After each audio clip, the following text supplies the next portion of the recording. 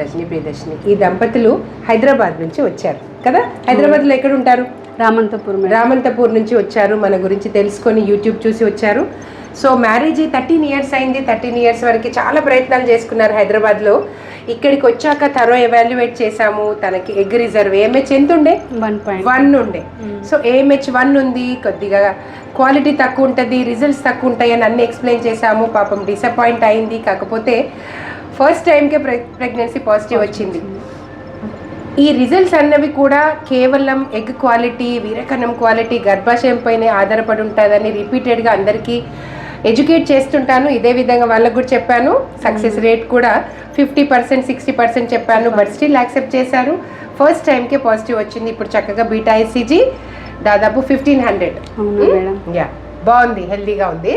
So ఎలా అనిపించింది మీకు? హైదరాబాద్ నుంచి ఇక్కడికి వచ్చారు కదా, ఎలా అనిపించింది? చాలా సంతోషం మేడం.